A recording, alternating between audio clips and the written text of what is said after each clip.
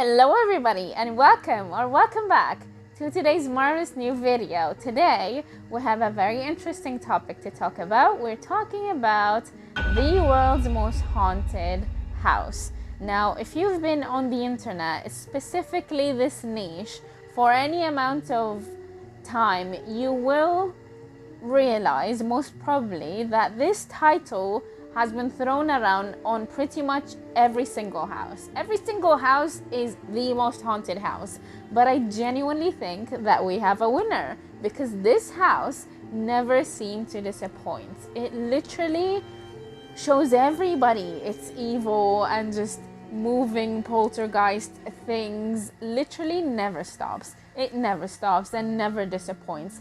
Every single person that walks into that house with any kind of equipment has proof or documentation of it. You can literally find hundreds of videos on YouTube and other platforms of this specific house, and everyone reports about the same exact stuff. So it's a poltergeist mixed with just a heavy presence. I'm guessing there is like some other just energies or spirits or whatever you want to call them that just coexist all together in this one house. If by that intro you have not figured out what house are we talking about, or you haven't read the title for some reason, we are talking about the Sallie House.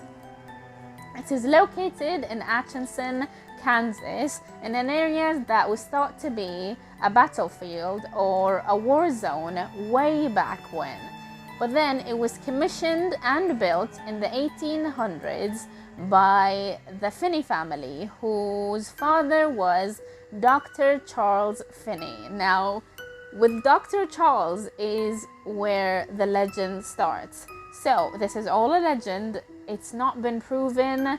To be honest, none of the characters in this story has been proven. Not Sally, not the maid, not anybody. I'm getting ahead of myself. Let's backtrack a little bit. So Dr. Finney is the local physician that treated the locals. So he owned this 2-story, 3-bedroom house, and he used one of the bedrooms and the basement as his space of operating, I guess. He used the common area in the basement as an examination table, and one of the bedrooms as his office. Now, the legend says that Dr. Charles Finney was married with a family that had a maid. So he had an affair with this maid that eventually ended up leaving their house. However, she ended up leaving with a child. So one day she was back at his doorstep, knocking really, really hard to get help for her 6-year-old daughter named Sally. Now, apparently Sally had appendicitis. When Dr. Finney opened the door, he saw her and apparently recognized her, and usually when he sees a case that he doesn't think he can deal with, he just ends up sending them to the hospital in the next town. But since this kid looks like him, he didn't want people to know that about his affair, that he cheated on his wife and stuff like that, so he just took her to the basement and attempted to operate on her himself. However, he already came to the conclusion that her appendix has bursted, so she needed immediate attention, like right now, urgent surgery. So he injected her with some anesthesia. However, he didn't wait long enough for it to kick in and basically put her to bed. He just took his scalpel and literally opened her up right then and there when she could feel everything. So I'll spare you the very, very gruesome details. She ends up dying on that table, with the last face she ever saw was her father that abandoned her, and you'll know why I am talking about this a little bit later on in the video. So Dr. Charles Finney ended up getting arrested, and the rest of the family moved out of the house after they had outgrown the space. So the next family that moved in was a bunch of ladies, I think 3 or 4 ladies, I don't exactly remember because it's, to be honest, it's irrelevant to the case, but it's very interesting. So they ended up owning the house for 40 years, and they have reported absolutely no activity whatsoever. Like nothing ever happened in the house when these 3 ladies were living for 40 years. That is so long. So for 40 years, nobody has reported anything ever happening in the house. However, the activities really pick up when a couple moves in pregnant with their first child, a boy named Taylor.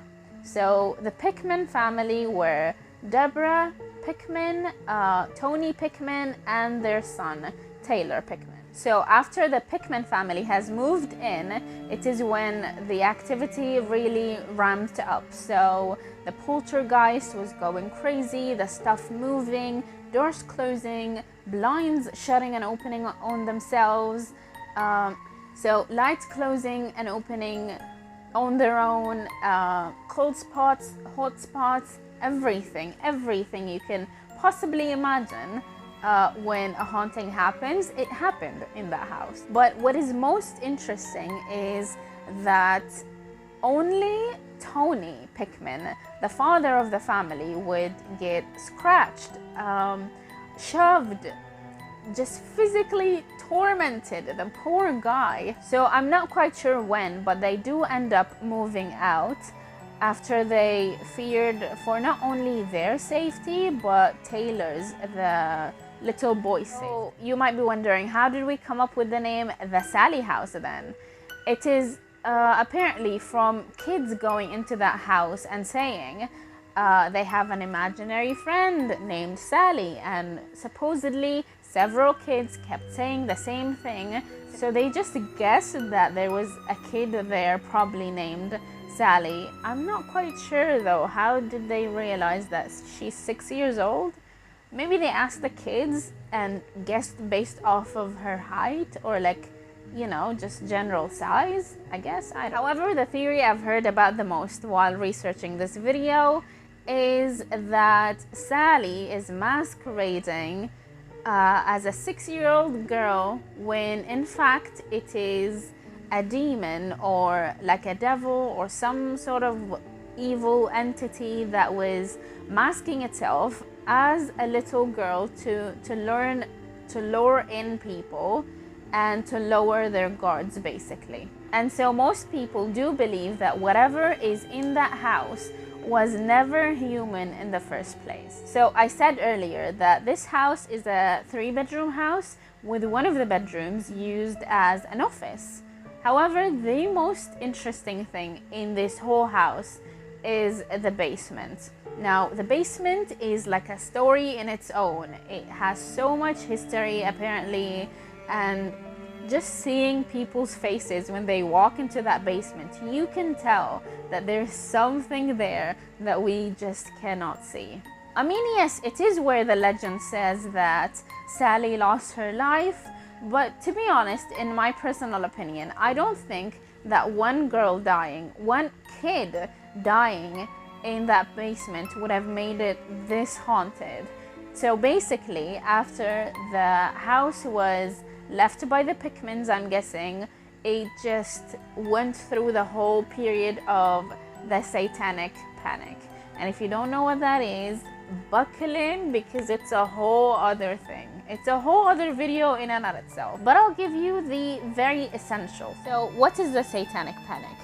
It is essentially when people were claiming back in the 1800s to 1900s that satanic rituals were controlling people and the young minds. And by satanic rituals, I mean even games, heavy metal music, or music in general, video games in general too, and just, I'm not saying that satanic rituals, like the rituals in and of itself, were not present. They were very, in fact, present, especially in this house we're talking about, but it was generally about other stuff. However, what is most interesting in this whole situation is that all the initial reports, or most of the initial reports, I shall say, started about the same. So it will initially start with a report about physical or in a daycare, and then it will just snowball into everybody wanting to interview the children, sit with the children, ask them questions, see what happened, some as young as 2 years old.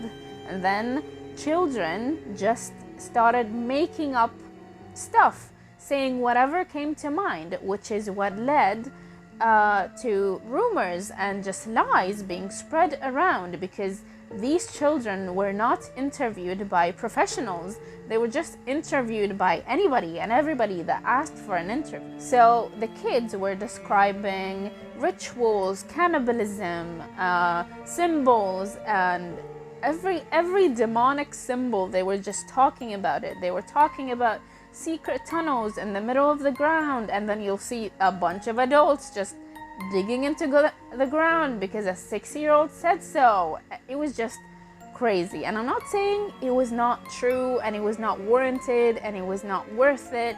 I'm just saying that it was a whole bunch of unsupervised kids, or kids that had no professionals dealing with them. The right way to extract information from a 6-year-old was never performed. So even if the child said something, I don't think I can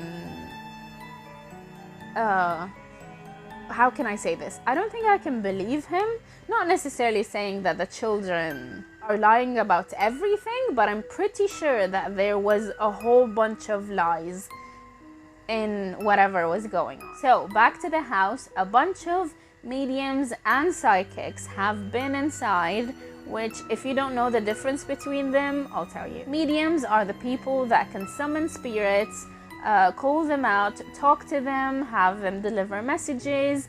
Like, they are the link between the spirit world and our world. However, psychics are just, they can just sense energies and spirits and good or bad vibes or energies. They cannot really speak, or they cannot summon energies or spirits. They can just detect them, if you will. So both kinds of people have been in this house, and both kinds of people have reported feeling all sorts of energies in this house, even claiming that it is haunted by several people, not just the ghost of one little girl. So one psychic said that there is a female presence, a male presence, a teenager presence, and a military presence. So the military presence could be explained by the history of the land way before it was this residential area. It was perhaps a battlefield or a war zone, which could explain the military presence. So most rooms in this house were either haunted or really, really haunted. There was no room that was neutral. One of the rooms especially was occupied by 3 spirits, and that was confirmed, or essentially confirmed, by the psychic that went in this. In the downstairs common area, there was this beautiful rocking chair that the sweet little lady that managed the place was sitting on in one of the videos that I've watched. And I'm not gonna lie, I was kind of obsessing over that chair. However, in one of the videos, I saw that it was rocking by itself. Like, I didn't actually see it. There was no actual footage of it rocking by itself, but you could hear it. You could hear the chair rocking by itself. And I'm not gonna lie, it kind of made me reconsider getting a rocking chair. Like, it will just flip me out if my rocking chair would have just moved on its own. I would just die right then and there. If you're interested, just like me, to know who owns the house right now, well, in 2016, it went in the market in February, and it was posted on Zillow for $1 million. However, later that year, in August, reduced to $500K. And by November 2017, it was taken off the market. And now owned by a company, I'm guessing, that charges people for investigations, and they basically treat the house as a hotel, but they know that people go in for paranormal investigations and stuff, which is pretty fun. It's more footage and evidence for us to watch and enjoy, so that's great. And yeah, that was the end of the video. Thank you so much for watching. If you've enjoyed it, I don't know, maybe tell me in the comment section down below. I don't know, I guess, yeah, tell me.